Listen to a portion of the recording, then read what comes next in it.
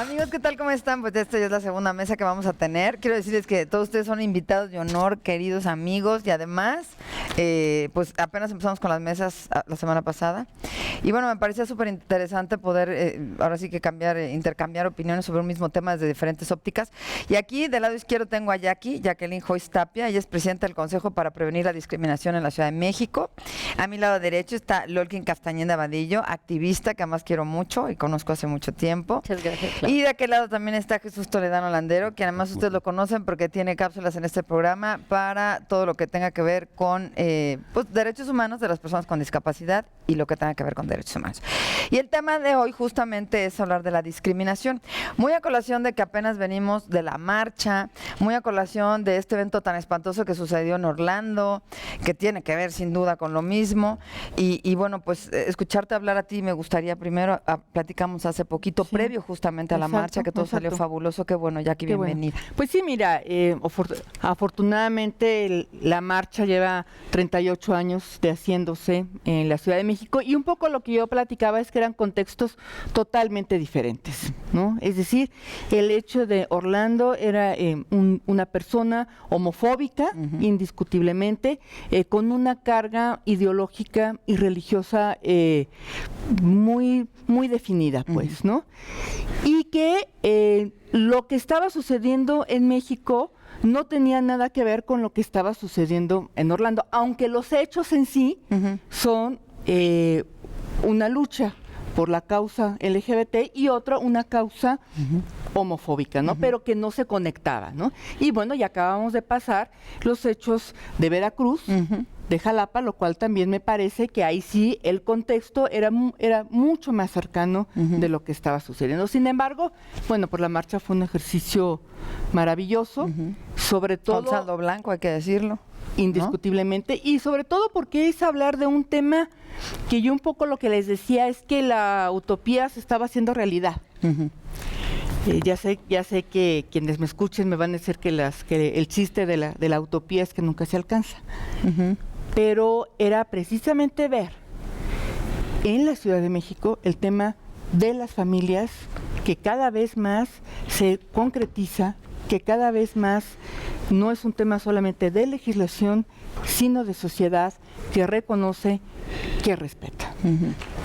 Y bueno, eso no significa que hemos acabado con las conductas homofóbicas, ni mucho menos que hemos acabado con la discriminación. Pero también significa que cuando en el 2011, ahorita que estábamos platicando de la creación del Consejo, la primera causa de discriminación eran las personas precisamente gay, lesbianas, bisexuales, transexuales, intersexuales. O minorías, ¿no? Que luego sucede. Era como la causa de mayor discriminación que teníamos en la Ciudad de México. Hoy está en tercer lugar.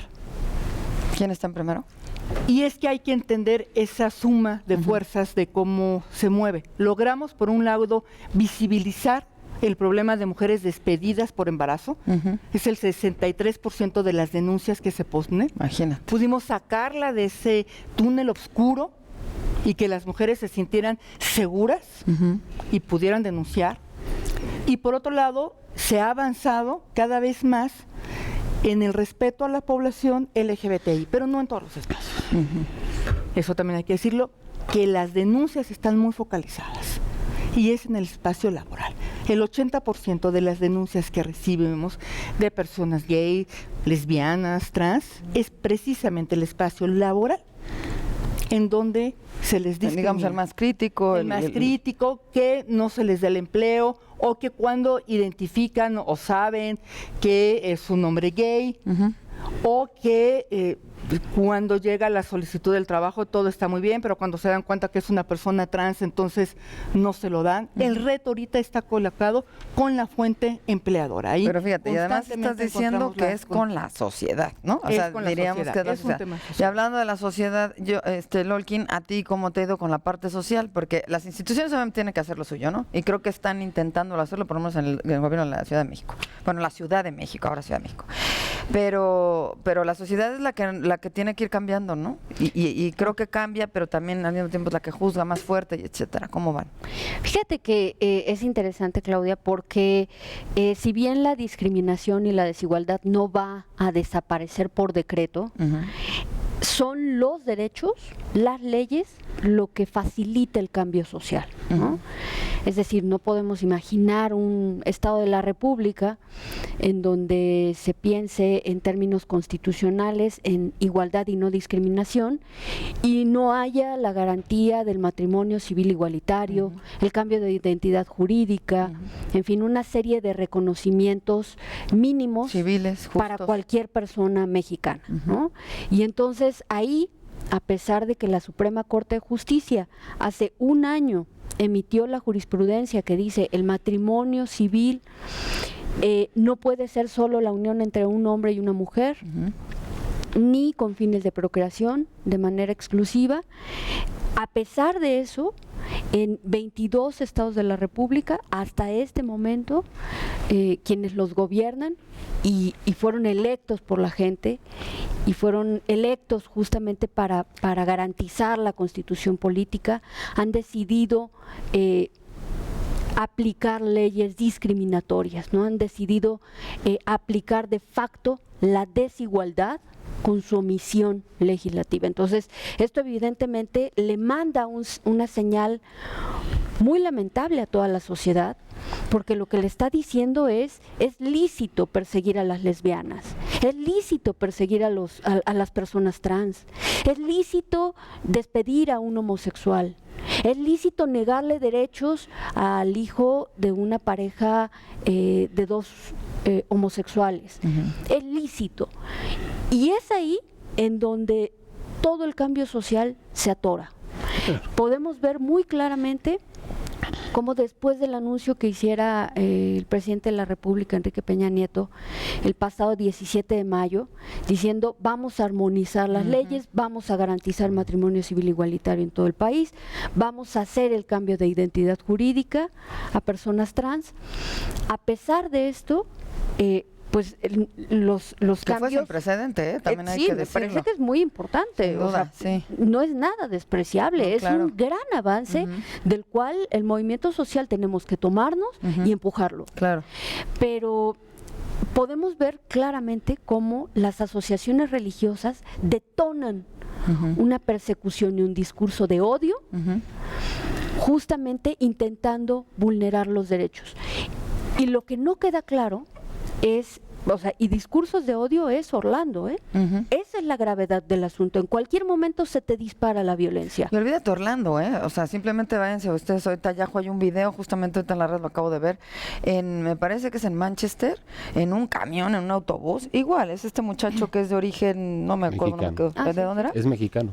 ¿Era mexicano? Es al mexicano que levantaron el refresco. lleva 18 años viviendo ahí. Imagínense, y unos jovencitos que pueden hacer de 16 y 18 años, ¿verdad? Realmente insultándolo fuera del camión. La gente lo estaba incluso dándole la razón, ¿no? Claro. Y entonces está a la orden del día, ¿no? Claro. Es lo que hay que entender. Ya no es un tema de preferencia sexual, no es un tema de discapacidad, es un tema ni de autoridad necesariamente. Es un tema de tolerancia y de respeto a la sociedad, porque ahí empieza, y como dices tú bien, de congruencia y sinergia con las autoridades, ¿no? Claro, porque la realidad es que estos discursos de odio lo que generan es que la sociedad se polarice y que entonces la gente salga a intentar lincharnos bien a bien sin saber por qué. Por nada. No entienden por qué tienen que odiarnos. Porque además sale la gente con mucho temor a marchar, usan a las niñas y a los niños como lienzos diciendo tenemos derecho a mamá y papá. Y en los casos en los que es una mamá soltera, ¿esa no es familia? Ese modelo, esa estructura de familia no debe gozar de derechos, ni tener respeto, ni certezas, ni garantías. Se están equivocando en las formas. Y la gravedad es que en cualquier momento puede haber conatos de violencia en donde no debería de haberlos, porque cuando avanzamos en derechos humanos, nadie retrocede. Esa es la certeza. Así es. No estamos pidiendo que nos reconozcan a las lesbianas y a los homosexuales el matrimonio y que les quiten el privilegio a las parejas heterosexuales. Claro. Estamos diciendo todos los derechos para Parejo. todas las personas en condiciones de igualdad. A ver, Jesús, y tú en tu caso, a ver, pues tú eres un representante y una voz sin duda moral absoluta sobre las personas con discapacidad, que además has luchado toda una vida.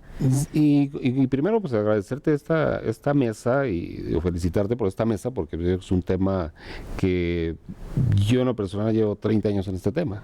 La discriminación no es un tema de moda. Es un tema que viene desde hace muchos años, que qué bueno que México ha tomado la batuta desde hace muchos años en este tema, y haciendo una reflexión de lo que comentaba